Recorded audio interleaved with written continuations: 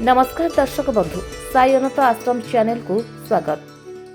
2026 रे कुंभ राशि सावधान शनि को प्रभाव पाई कौन करिवे।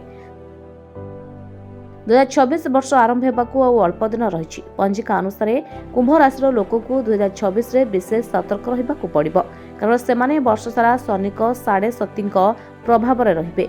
यह व्यतीत शनि कुंभ राशि द्वितीय घरे रहिबे जार अशुभ प्रभाव पड़िबो। तेणु शनिवार दिन एक बट गछ पूजा करिबा, एहार मूलरे कंचा क्षीर अर्पण करिबा एवं तापरे गछर माटी को आपणक कपाଳରେ तिलक भाବରେ लगाइबा शुभ हेबो। ଏହା ବ୍ୟତୀତ ଜୀବନର ସମସ୍ତ ଅସୁବିଧା ଦୂର କରିବା ପାଇଁ ସାଧୁ ସନ୍ଥଙ୍କର ସେବା କରନ୍ତୁ, ଗରିବମାନଙ୍କୁ ଖାଦ୍ୟ ଦିଅନ୍ତୁ ଏବଂ ସେମାନଙ୍କୁ ଦାନ କରନ୍ତୁ। ଜୀବନରେ ସ୍ଥିରତା ପାଇଁ ସାତମୁଖୀ ରୁଦ୍ରାକ୍ଷ ପରିଧାନ କରନ୍ତୁ। ପ୍ରତ୍ୟେକ ମଙ୍ଗଳବାର ହନୁମାନ ଚାଳିଶା ପାଠ କରନ୍ତୁ।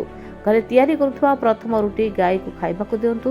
2026 ରେ ଆଗକୁ ଶୀଘ୍ର ବଢ଼ିବା ପାଇଁ ତରବରିଆ ଭାବେ କୌଣସି ନିଷ୍ପତ୍ତି ନିଅନ୍ତୁ ନାହିଁ। ଧନ୍ୟବାଦ।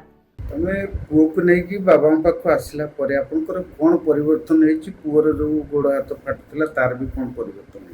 हाँ आज्ञा मुझे जड़े सांग पिला शुणिकी आपण पाक आसला आसला मो पु दीर्घ 7 वर्ष है जो कष्टा भोगुला मोर हृदबोध हो 7 दिन गला भाया लगे तेणुक बहुत सल्व हो जाए बाबा को कोटि कोटि प्रणाम आ महावीर पंचमुखी महावीर हनुमान को मो स्वामी जहाँ कहले मुझे से कहूँ तथा मोर अलग अनुभूति बाबा कहले मेडिटेशन करने आम 4 थर मेडिटेशन कलापर काली कर मेडिटेशन मुझे निजे महावीर आसिकी छुई पेटू देवी आ मुझे कष्ट पाई मो पुओ एमती कि बर्तमान अनुभव करुँच मो पुओ भविष्य संपूर्ण भल।